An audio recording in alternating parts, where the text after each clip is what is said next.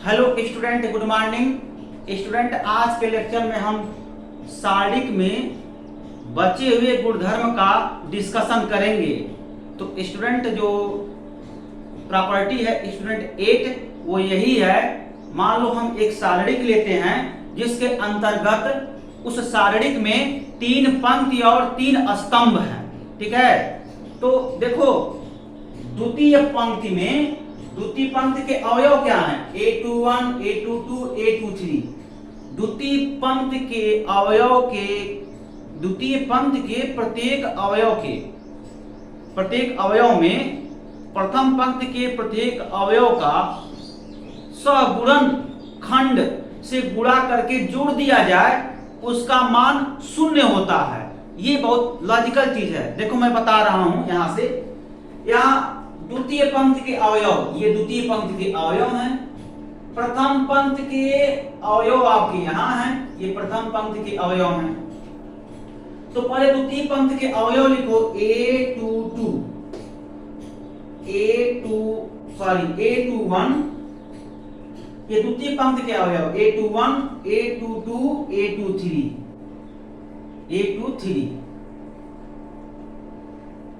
ये क्या है स्टूडेंट? ये द्वितीय पंक्ति के अवयव हैं, ठीक है। अब इसके साथ गुणा कर रहे हैं A11 के सगुणनखंड से।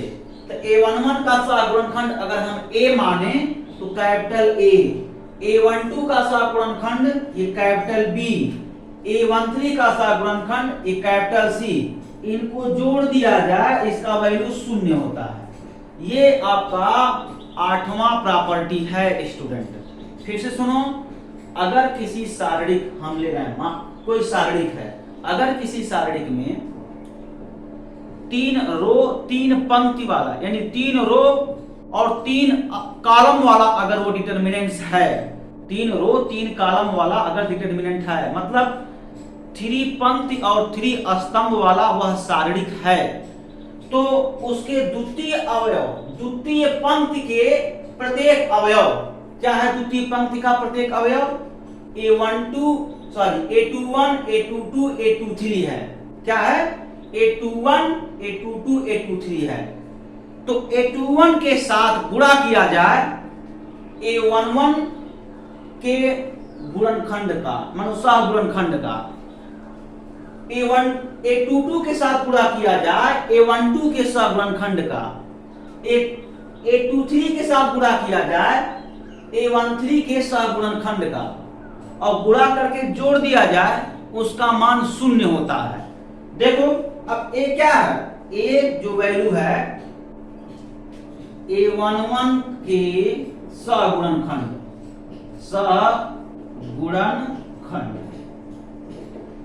और B क्या है स्टूडेंट? कैपिटल B, A12 के सहगुणनखंड।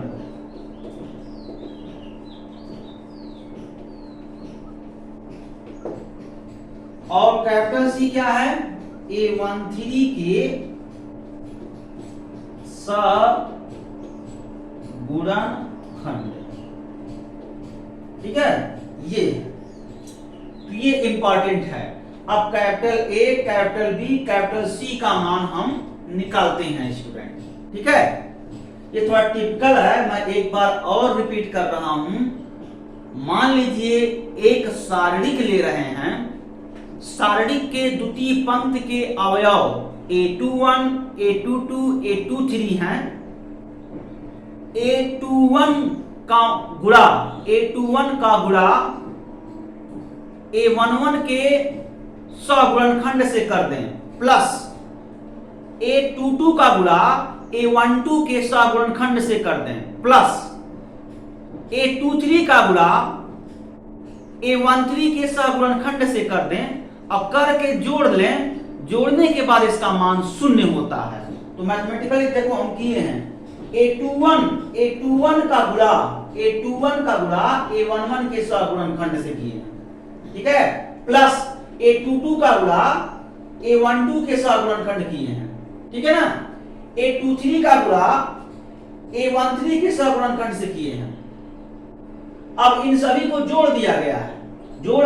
जोड़ देंगे तो इसका वैल्यू 0 होगा, ये पक्का है, 0 होगा। हम एक एग्जांपल से इसको समझाएंगे तो और आप अंडरस्टैंड कर लेंगे, ठीक है ना। तो जैसे देखो कोई सारणिक लेते हैं, अगर 1 2 3 4 5 6 7 8 9, ठीक है, ये चीज, ये आपका सारणिक है। अब देखो, अब A11 के साथ गुणनखंड, A12 के साथ गुणनखंड, A13 के साथ गुणनखंड, ये आपका जो है समझना है इसके बारे में कि A11 का सगुणनखंड, A12 के सगुणनखंड और A13 के सगुणनखंड कैसे निकाला जाए। ये बहुत इंपॉर्टेंट है, लॉजिक है, कैसे निकाला जाए तो मैं एग्जांपल के थ्रू बताएंगे स्टूडेंट, ठीक है ना। तो अब हम जस्टिफाई करें, मान लो एक पर्टिकुलर एग्जांपल है, ठीक है। अब इसमें हम क्या करेंगे, 4 5 6, A21 के प्लेस पर 4, A22 के प्लेस पर 5, A23 के प्लेस पर 6। अब A B C का वैल्यू निकाल करके इसी में रखेंगे और सिंप्लीफिकेशन करेंगे, 0 आना चाहिए, यही ना थ्योरम कॉन्सेप्ट का आता है। तो चलो किया जाए।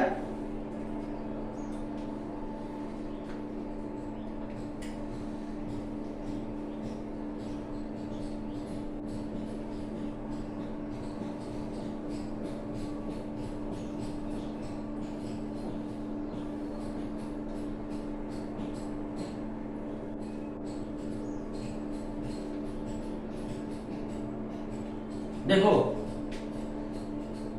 अब ये है student 4 into A plus 5 into B plus 6 into C equal to 0। अब ए का वैल्यू निकालना है, तो ए के बारे में हम लिखवाए थे क्या, A11 का सगुणनखंड, तो लिखो यहां A11 का सगुणनखंड, सगुणनखंड, ठीक है ना। तब देखो a equal to A11 means what, -1 to the power 1 plus 1, तो -1 टू द पावर 1 प्लस 1, इसको जरा सरल करो, -1 की पावर 2, -1 की पावर 2 का वैल्यू 1 होता है, तो ये 1 हो जाएगा यानी प्लस हो जाएगा। और A11 का पोजीशन देखो क्या है, फर्स्ट रो फर्स्ट कॉलम, मतलब पहला पंक्ति पहला स्तंभ। तो A11 का सगुणनखंड निकालने का जो तरीका है वो यही है, A11 का सगुणनखंड होता है A11, मतलब फर्स्ट रो फर्स्ट कॉलम को डिलीट कर देंगे, डिलीट करने के बाद जो सारणिक बचता है उसका जो मान होता है वही A11 का सगुणनखंड होता है। देखो अब A11 first row first column, मतलब पहला पंक्ति पहला स्तंभ डिलीट करो, मतलब हटा दो, तो ये देखो पहला स्तंभ है और ये पहला, सारी स्टूडेंट इसके लिए ये पहला पंक्ति है, ये पहला पंक्ति है और ये पहला स्तंभ है, इसको डिलीट कर दीजिए, ठीक है। तो इसी को हम कहते हैं A11, मतलब पहला पंक्ति और पहला स्तंभ, पहला पंक्ति पहला स्तंभ, तो इसको हमने डिलीट कर दिया, इसी को A11 कहते हैं। तो बचा हुआ एलिमेंट क्या है, 5 6 8 9, यहां लिखो 5 6 8 9, 5 6 8 9, ठीक है। और इसको जरा सिंप्लीफिकेशन करो तो ये तो प्लस हो जाएगा, ये 45 माइनस 48 आया कितना, -3, ठीक है, -3 आया। देखो a का वैल्यू -3 निकल गया। ऐसे b का वैल्यू निकालो, b का वैल्यू निकालो, मान लो b का वैल्यू हम यहां निकाल लेते हैं, A12 -1 के पावर 1 प्लस 2। अब क्या करेंगे स्टूडेंट, 1 2 मीन्स क्या, पहला पंक्ति दूसरा स्तंभ छोड़ेंगे, तो पहला पंक्ति और दूसरा स्तंभ छोड़ेंगे, तो 4 7 6 9 हो जाएगा, 4 7 6 9। जरा इसको सॉल्व करो, b इक्वल टू -1, देखो यहां पर -1 की पावर 3, -1 की पावर 3 मींस व्हाट, -1 लिखा, ये देखो ये कितना हो जाएगा, 36 माइनस 42, ओवरऑल कितना हुआ है, -6 यानी 6 हो गया। अब c कैलकुलेट करना है स्टूडेंट, c कैलकुलेट कर लेते हैं। तो ऐसे बारी बारी से कैलकुलेट कर लेना है, कुछ और नहीं करना है।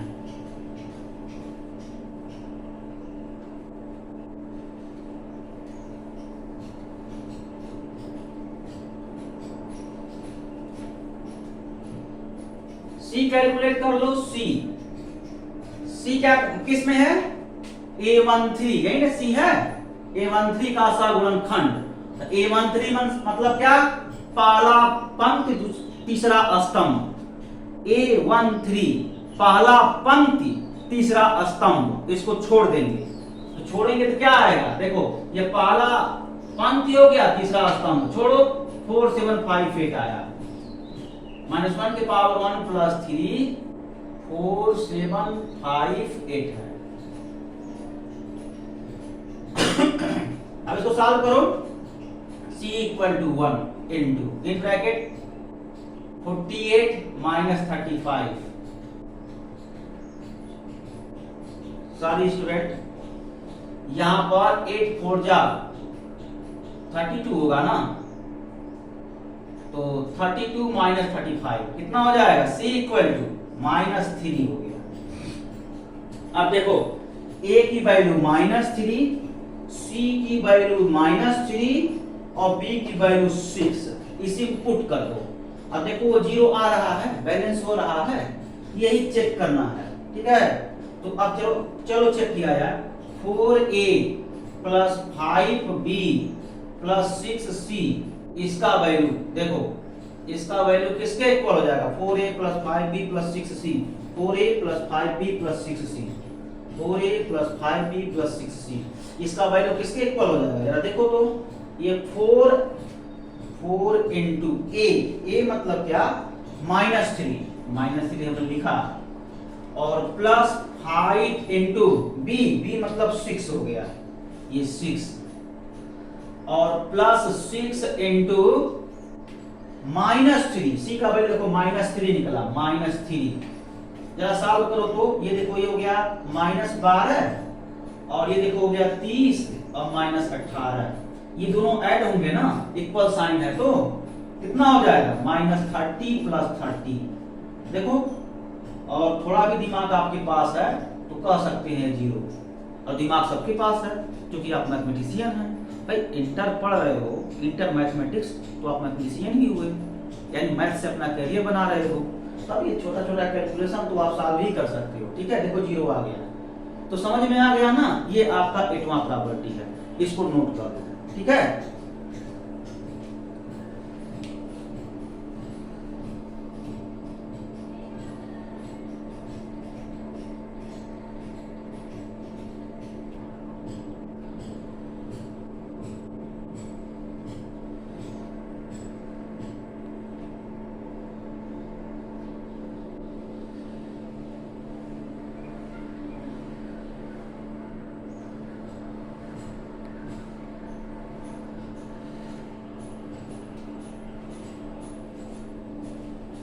तो स्टूडेंट देखो नेक्स्ट प्रॉपर्टी। ठीक है, नेक्स्ट प्रॉपर्टी देखो, नेक्स्ट प्रॉपर्टी क्या है? जैसे मान लो आपको एक सारणिक दे दिया जाए, तो सारणिक का कोई पंक्ति अथवा कोई स्तंभ किसी चर में बहुपद हो, चाहे x में बहुपद हो, चाहे a में बहुपद हो या b में बहुपद हो, मतलब किसी चर में बहुपद हो।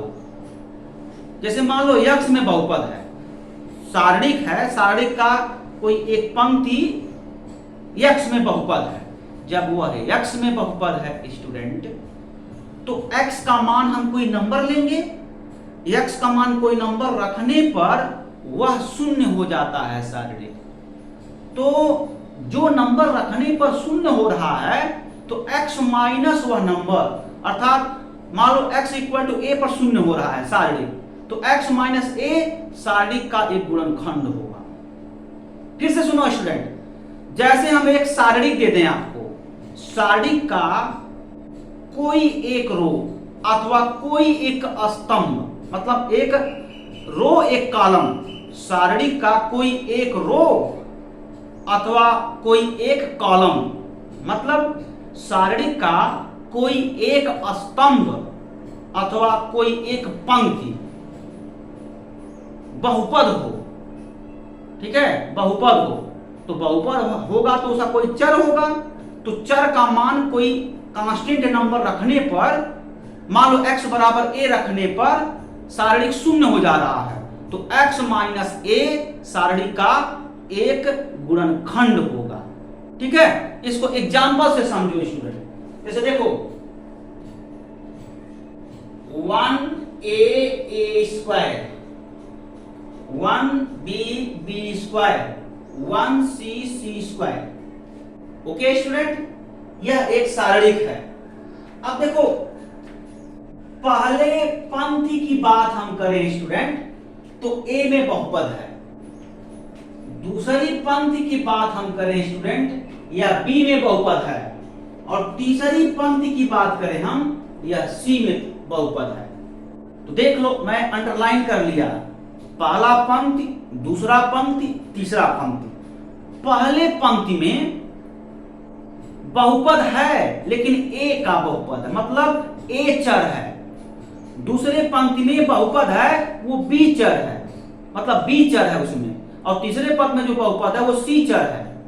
तो अगर a बहुपद है तो देखो, अगर a के स्थान पर कोई नंबर b, a बराबर b इसमें रखो तो क्या होगा सारणी।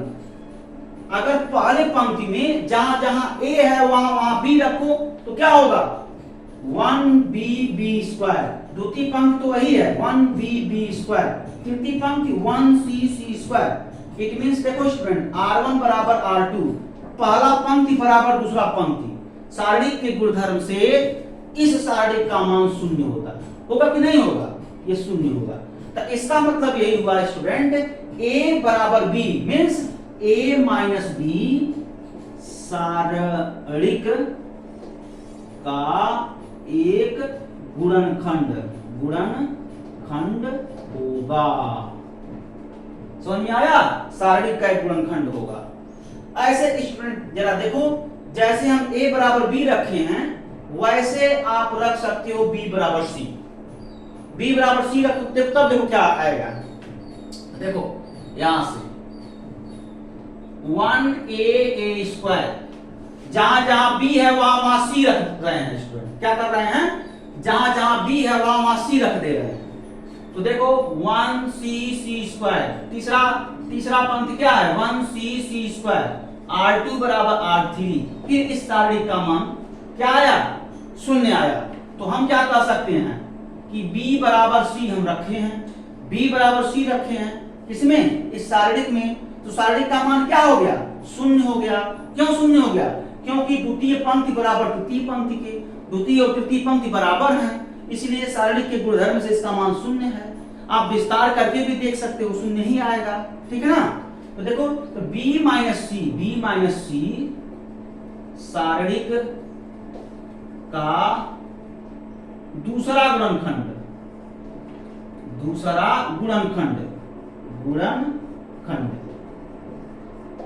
समझ में आया। ये सारणिक का ये दूसरा गुणनखंड है।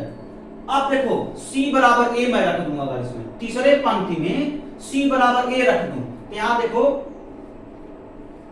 1a square, 1b square, 1c square. इसी में c के स्थान पर a रख दूं, c बराबर a। तो जहां जहां c है तीसरे पंक्ति में a रखो तो क्या हो जाएगा a स्क्वायर। यहां से देखो r1 इक्वल टू r3, फिर इस सारणी का मान क्या हो जाएगा, शून्य हो जाएगा। इस सारणी का मान शून्य, तो फिर क्या होगा c माइनस a सारणिक का तीसरा गुणनखंड। ठीक है, आप देख रहे हो सारणी के प्रत्येक पंक्ति बहुपदी हैं। किसी में a का पद है, किसी में b का पद है, किसी में c का पद है। सारणी के प्रत्येक पद बहुपदी हैं। तो सारणी का 3 खंड हुआ, मतलब 3 गुणनखंड प्राप्त हुए। तीनों गुणनखंड का आपस में गुणा कर दो तो सारणी का मान निकल जाएगा। इसका मतलब a minus b, b minus c, c minus a, गुणा कर दो कितना हो जाएगा a minus B, b minus C, c minus A. इस सारणी का मान क्या हो जाएगा स्टूडेंट, ये हो जाएगा प्रॉपर्टी के थ्रू। ठीक है, देखो हम प्राप्त कर लीजिए। ये जो है हालांकि इस पर बेस्ड क्वेश्चन नहीं सॉल्व होता है स्टूडेंट, क्योंकि एलिमेंट्री ऑपरेशन इस्तेमाल करके हम सारणी का मान निकालते हैं। ठीक है, लेकिन कंपटीशन के पर्पस पर कितना इंपॉर्टेंट है, बिना एक्सपेंशन किए, बिना एलिमेंट्री ऑपरेशन लगाए, देखो इस सारणी का हम क्या कर लिए, मान निकाल लिए। किस आधार पर, 9वें गुणधर्म के आधार पर। कितना इंपॉर्टेंट है ये देखो पहले। अब देखो अगर ये आपको नियम नहीं मालूम होता, ये 9वां गुणधर्म आपको नहीं पता होता, तो इस सारणी का मान निकालते तो एक्सपेंशन करते ना, सारणी का एक्सपेंशन करते, मतलब सारणी का विस्तार करते, चाहे प्रथम पंक्ति के सापेक्ष, चाहे द्वितीय पंक्ति के सापेक्ष या तृतीय पंक्ति के सापेक्ष, ऐसे ही स्तंभ के सापेक्ष विस्तार करके उसको सरल करते, तब ये आता। तो बड़ा वो एक पेज, वो 2 पेज का क्वेश्चन हो जाता है। देखो कितना है, 6-7 लाइन में सॉल्व कर दिए। तो ये कंपटीशन में इस गुणधर्म का इस्तेमाल होता है। ठीक है, और इस गुणधर्म का इस्तेमाल करके इस सारणी को देखो हम तुरंत पता कर लेते। लेकिन ये रूल हर जगह नहीं लगता है। कंडीशन यही है, सारणी का पंक्ति बहुपदी हो, पंक्ति बहुपदी हो अथवा स्तंभ बहुपदी हो। समझ में आया? वहां हम ये नियम लगा देते हैं। तो स्टूडेंट पूरा कंप्लीट हम गुणधर्म समझा दिए। अब हम क्या करेंगे स्टूडेंट, अगले लेक्चर में डिटरमिनेंट के क्वेश्चन सॉल्व करवाएंगे। Okay student, thank you.